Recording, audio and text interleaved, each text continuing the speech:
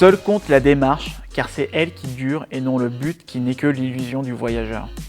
Vous êtes l'acteur de votre destin, vous construisez votre vie par une succession de décisions. Vous en êtes à la fois l'acteur, mais aussi le scénariste, le réalisateur et le metteur en scène de votre projet. Et la plupart des personnes veulent directement être acteurs de leur vie sans passer par la case réflexion et stratégie. Et c'est normal, tout le monde sur internet tient le discours qu'il faut passer directement à l'action. Mais si vous ne savez pas dans quel film jouer ou que vous n'apprenez pas le scénario, vous finirez acteur raté dans Confessions intimes. Il vous faut donc développer votre capacité à être dans une dynamique permanente d'élaboration de projets et d'anticiper votre avenir. Car aujourd'hui, l'environnement économique est tellement changeant qu'il vous faut vous adapter à l'incertitude que la nouvelle donne économique fait peser sur le marché du travail. C'est fini la stabilité des schémas de carrière. C'est fini aussi l'époque où l'on restait toute sa vie dans la même entreprise. Il convient aujourd'hui d'élaborer votre stratégie pour ne pas regretter votre choix futur dans 5 ans avant de foncer tête baissée dans l'action parce qu'un type sur YouTube ou Facebook vous aura euphorisé avec son speech sur la motivation. Soyez motivé, ok, mais gardez les pieds sur terre. Ne remettez pas votre vie entre les mains du hasard, de l'économie de marché ou d'un gestionnaire. Soyez flexible, mais restez surtout responsable du développement de votre carrière. Aujourd'hui, l'enjeu de chacun est de développer sa capacité à s'adapter continuellement au changement incessant du marché de l'emploi. C'est en vous adaptant que vous mettez en place une nouvelle forme de développement de carrière. Plus jeune, j'ai discuté du parcours professionnel de mon père. Je lui ai demandé qu'est-ce qui l'avait amené à choisir un des métiers du bâtiment. Comment en était-il arrivé à se dire qu'il allait travailler là-dedans? Et mon père m'a répondu un truc du genre: après 10 ans à travailler dans une usine et à m'intéresser au tissu économique, j'ai senti qu'il faisait pas bon de rester dans ce type de métier. Mais la raison pour laquelle je me suis mis à travailler dans le bâtiment est qu'on aurait toujours besoin de mes mains et que je ne voulais pas travailler avec un petit chef au-dessus de moi. Et cette nouvelle attitude de carrière l'a rendu plus responsable de son développement et lui a permis d'être l'artisan de son succès professionnel, justement. L'enjeu a été pour mon père de jouer la carte de la sécurité en maintenant tout au long de sa carrière son niveau d'employabilité par une formation, une expérience révélatrice, des compétences valorisées et continuellement actualisées. Et c'est à vous de déterminer vos propres facteurs clés de succès en mobilisant vos ressources tout en continuant de progresser. Donc prenez en compte vos problématiques.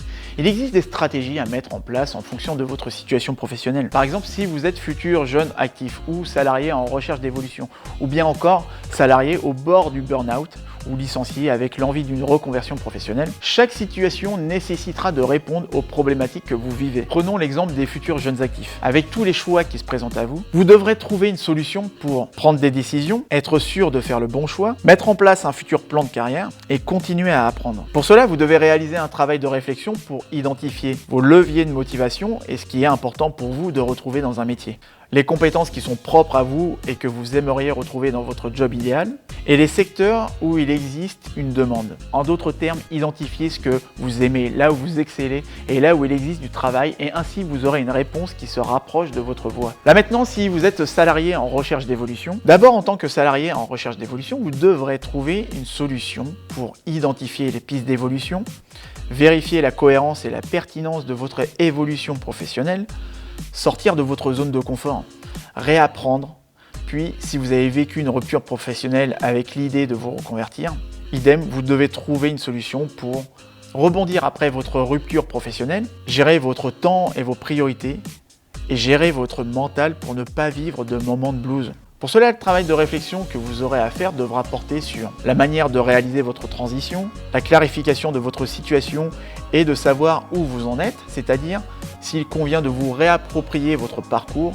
valoriser des acquis, explorer de nouveaux horizons, construire un projet ou le réaliser, la validation de vos valeurs et vos aspirations, la cohérence entre vos choix et votre personnalité, l'identification et la validation des pistes d'orientation professionnelle. En gros, pour résumer, vous aurez besoin d'un travail de réflexion qui permettra d'élaborer votre stratégie et d'ajuster en fonction des événements que vous aurez à vivre dans votre vie. Donc je résume, la première étape sera d'explorer votre potentiel en identifiant les caractéristiques de votre personnalité, en identifiant vos leviers de motivation et en faisant l'inventaire de vos compétences et connaissances. La deuxième étape sera d'entretenir la dynamique de votre démarche pour réaliser votre projet en valorisant vos aptitudes et vos talents, en déterminant vos domaines de compétences clés. Puis la troisième étape, ce sera l'élaboration de votre projet, à savoir comment vous allez vous y prendre.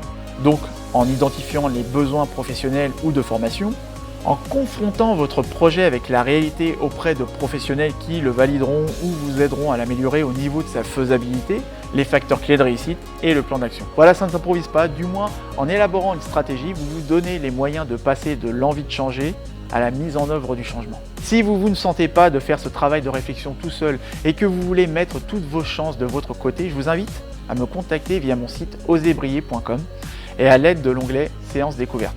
Et je vous dis à tout de suite.